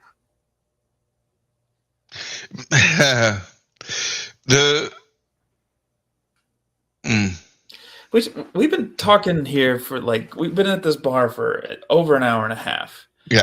And I was like, okay, today David's learning a lot of things. He's like, okay, here's some good things on how to have a happy life. Here's a ways to know yourself. Here's a way to learn, kind of what's truth. Here's some ways to kind of understand how things are. And then we're an hour and a half in, and all of a sudden we have other realms and creatures and otherworldly things that we've not brought up this entire time. I need another drink. Do you want a coffee cup? So it is. There are realms, and there are ways to know about them because they interact with the world. Do they have? Well, the thing with Emora right now, you're saying, I don't care about what happens to me when I die. Am I understanding correctly what you said? It's not of particular interest. Again, my relationship with God, with Shiva, is the priority in my life right now. Mm-hmm. So when I die, there's not really a whole lot of care. I'll leave it up to Shiva. But because you don't care, you don't know what happens to Emora when he dies. Well, because I've heard so many different things. Again, like I said, in Hinduism, there's stories that go back thousands of years. Other realms and different things. So it enters into an area again of, like, I could like delve into it and really study, but it's like there's so many different stories and ideas, but all of that just clouds the mind. Me. And again, I just bring it back to center and understanding who am I and who is Shiva. And that's my goal. Why do you feel that I am not a Hindu? Based on what you just said, why do you feel I'm not a Hindu? Well, the simple answer is you don't identify as a Hindu. Oh, okay. Okay, so a Hindu is someone who, again, like there's the ideas of that there is a creator, that a creator is someone who you can have a personal relationship with. Check, check. You have an understanding of the cycles, life, death, rebirth. What's rebirth? You don't have rebirth in your view, Kimura. You don't care about rebirth. Just because I don't care about it doesn't mean it's not there. Yeah, you cannot apply it to me. You don't. You understand what I mean? It's if I say is there rebirth in Catholicism? Yeah. Yes, but it will mean that you know what happens to your soul when you die, or to you when you die, not your soul, to you when you die. You know what happens to us after we die? You know? Tell us. Tell us what happens after we die. Who? Luke? Oh, it's the same for everyone. So, when you die, you have two instants. The moment of your death, which is an event, and you have after you this event. Because you switch from time, our time, to another time. Yeah. We call timeless, something that everything is present. That's the moment of your death is timeless. You have the knowledge of when you were young and what happens to your kids. Whoa! How do we know this? Oh, testimonies. From testimonies? Yeah, correct. From who? Those who have received confirmation of afterlife. Saints, usually people who are trustworthy. So, they just felt it, or how do we know that they're telling the truth? We can't test that. Can we? Can we test that? Yeah. No. The answer is no. There is not a repeatable test of what has been lived by others, but there is reasonable doubt. Yeah. Wait a minute. If this is what a person experiences when they die, who's left to tell the tale? They came back. They came back. Oh, you do believe in rebirth? Oh. Whoa! It's not a rebirth. It's information from the dead. So, you have testimonies of people communicating with the dead. The dead can speak to us? Not quite. Yes, they can. When you say us, do you mean us human or us three? Human beings. Oh yeah, humans. Yes, of course.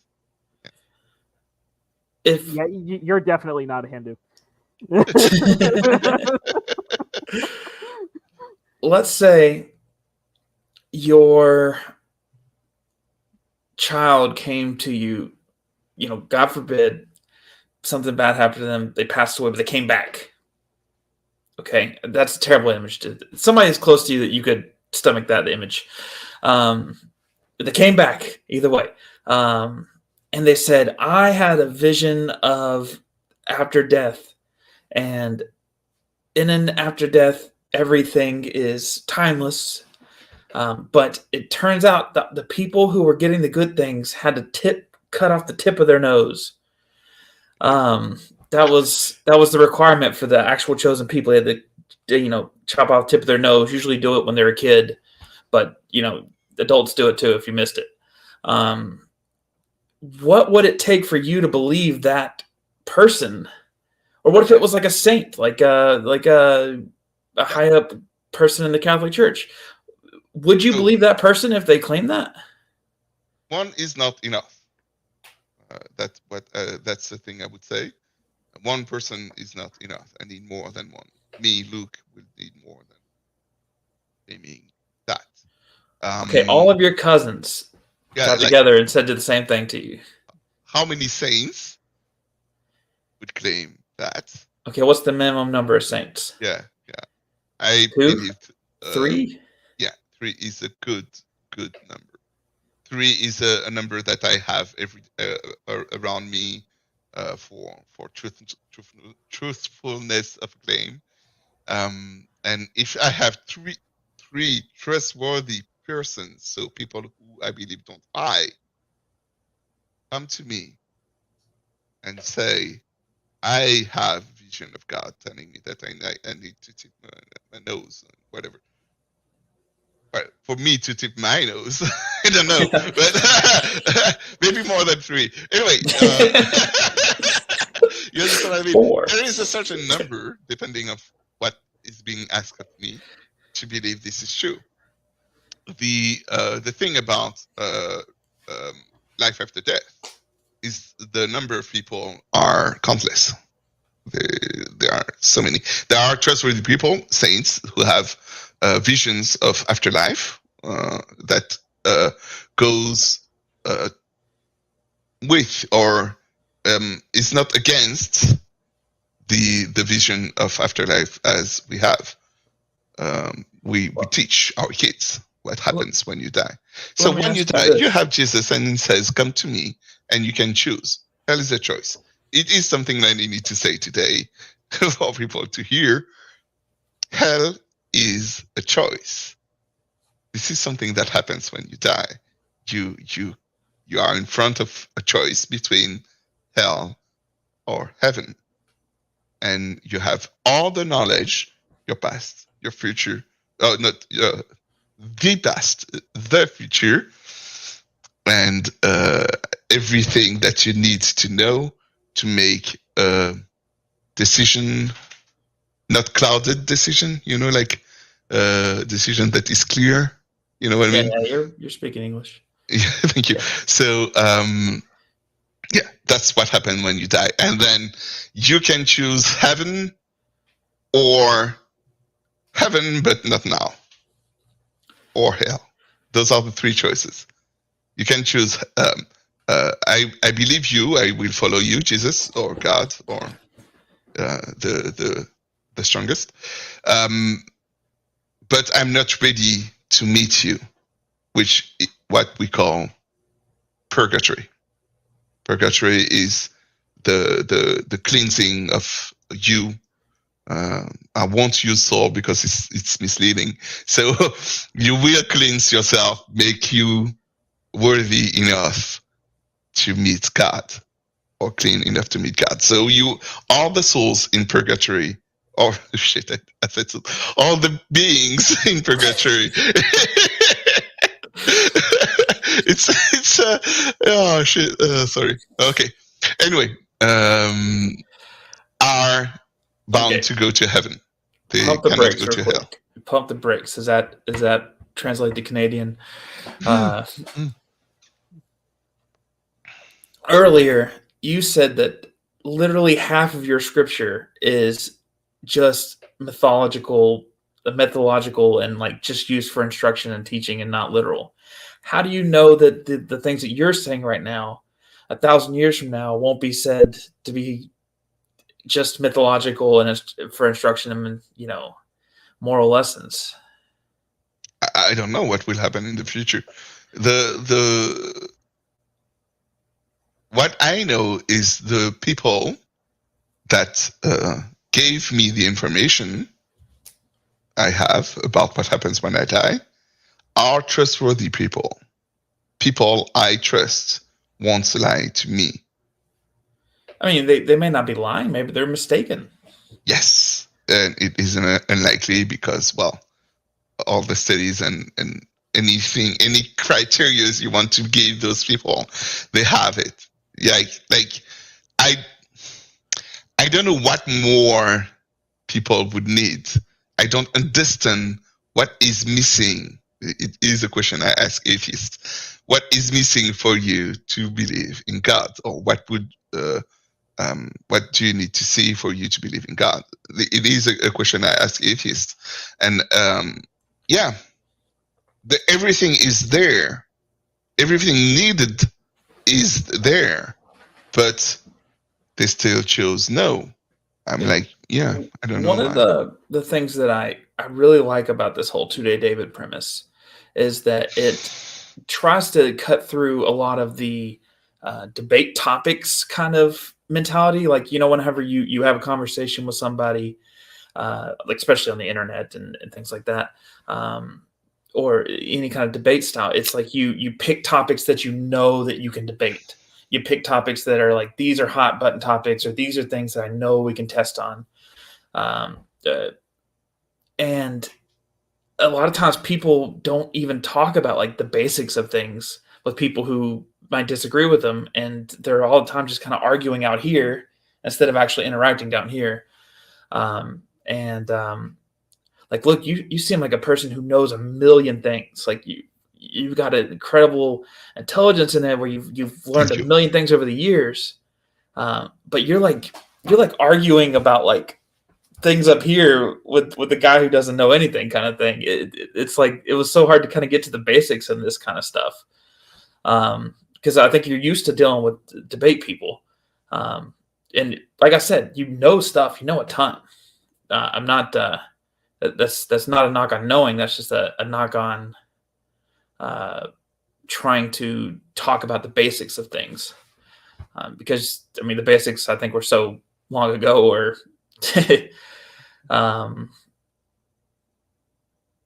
what happens when you die? That was the question David asked. But how do we know what happens when we die? Oh, that's another question. Not necessarily what happens, but how do we know? Yeah. What testimonies of all those who heard from the dead? And if I have a trustworthy person who tells me something contradictory, yeah, you don't have a knowledge yet. You need more. Let me ask y'all this: 2-Day David. Let's assume he's had a good time drinking with you guys tonight, and he has. That's not just to assume. That is, I've really enjoyed it too. If you had to decide whether or not he walks away here and chooses to be, like I'll ask each of you, Luke, would you prefer that David be a Hindu or another internet YouTube host? Or I don't know, an atheist or something. Maura, would you prefer that 2-Day David be the YouTube loser guy, or a Catholic? You go ahead, Luke. Yeah, Hindu.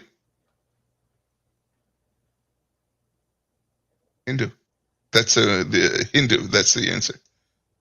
Why do you think that's better than just kind of being more of a neutral? Yeah, he would be closer to the truth. There's less room to feel, less things to add, and then he would be the closest.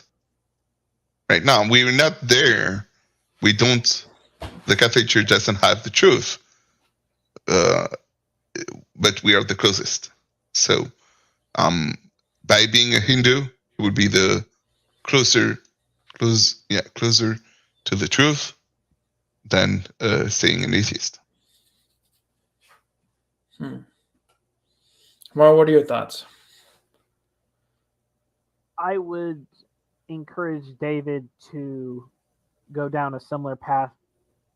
Probably what led me to my current point is to read the scriptures and to read the works and writings of other people who have experienced God, but not to live in their shadow.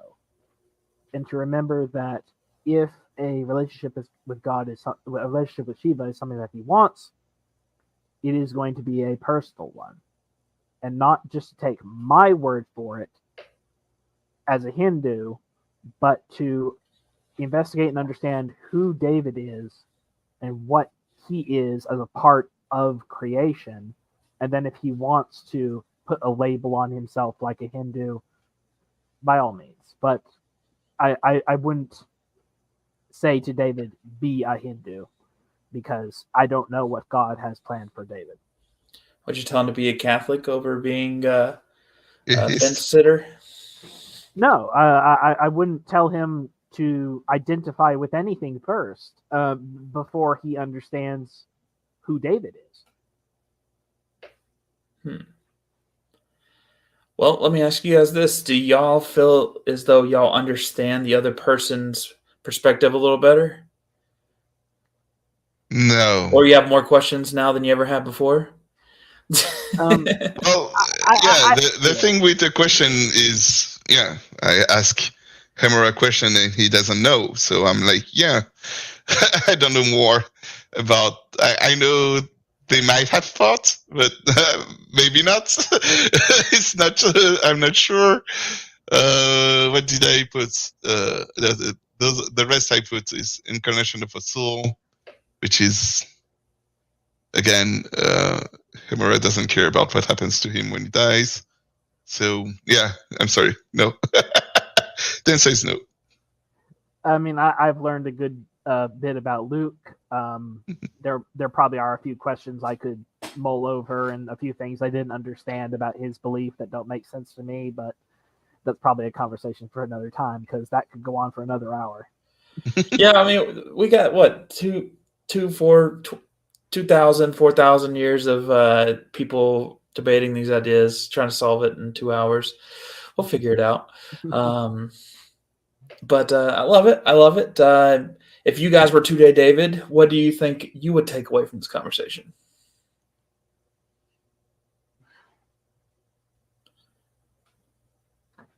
Well, it's certainly a lot in 2 hours, and alcohol helps. But I would take away that there were things that, I mean, again, it's probably going to be a bias on my part. Again, there are things that I understood and things that I didn't. So I'm curious to investigate and learn more. Yeah, that is true. That's true. Luke, what about if you were 2-Day David? How do you think you'd walk away from this conversation? He needs to remember. Okay. So, getting away with. So, find the differences between the religion. Find the different claims between the religions. Mm-hmm. Those opposite claims, and ask for the arguments that support those claims. Mm-hmm. Then compare the arguments of each different religion. That's the first thing. Second thing is about Catholicism. Hell is a choice. And the characters of the Old Testament are fictional characters. Fascinating. Yeah, a lot of things to mull over from this conversation here. Man. All right. Well, y'all are the guinea pigs on this. I've been wanting to do this kind of concept for like a year now. And I'm so excited that you guys volunteered for it because I've loved it. Like, honestly, I'm a kid in a candy store right now. This is dopamine for me. I love this. If you know anybody else who would be interested in doing this kind of thing, send them my way. Anybody who's listening right now, if you want to try to have a conversation with 2-Day David with another person there to kind of explore how beliefs mesh together when trying to start from the bottom, I would love to do this some more. Luke, Amora, thank you so much for joining me tonight. You guys have been great. I've had a blast, and honestly, I've learned a lot about both of your things here. I hope that you guys and I and 2-Day David continue to talk further on. Any questions? I'll let you guys get any final words in. Y'all want to y'all both have a final word, and I'll end the stream. If you want to have a conversation with the Catholic, I'm available too. There is a French server that I can speak about, but I don't believe your listeners are French. But if they are French people, join me on Discord. I am one of those of street epistemology channels. Yeah. Tag me. The name is the same at Luke. So I'll be happy to talk with you and allows you to join the French version of SE and all of those things. Also, if you want to have a conversation like we had today with Today David, you can join Today David or myself. I will follow the information to Today David. And if you want to make sure that we have these differences and want to explain why there are differences, it is something that interests me a lot. Those I spent 4 years to listening to all of those different religions and all of those claims that are similar. I'm like, no, I don't want to talk about that one. I don't want to. Let's talk about the things that are different, and they arguments to support claims before choosing being a Catholic. That's why I said I was born a Catholic, but yeah. At one point, I was, I'm not sure. There is a God. I don't know which one. Let's check which one is the real one. Anyway, thank you very much. I spoke too much. No, not at all. Thanks for sharing. Yeah, I mean, you can usually find me around the Street Epistemology server or on my own little corner of Discord. Great talking with you, David. We've had some great talks in the past, and it's good to see Luke, someone who I've known on Discord for probably several years now, more than I care to remember. But we've always had good, very kind of cordial chat, and it's good to kind of come full circle with this. What I would give to others is to just continue studying, continue learning, and to continue to investigate in terms of your own self-investigation. If you want to know more about God, I mean, I wholly endorse the Hindu scriptures, the Upanishads. But if you're just curious about who you are and your place and you don't even know, I mean, also start with the Upanishads. Fantastic. Thank you guys so much for coming on. And, last round's on me. I think it's closing time. All right. Bye, guys. Bye.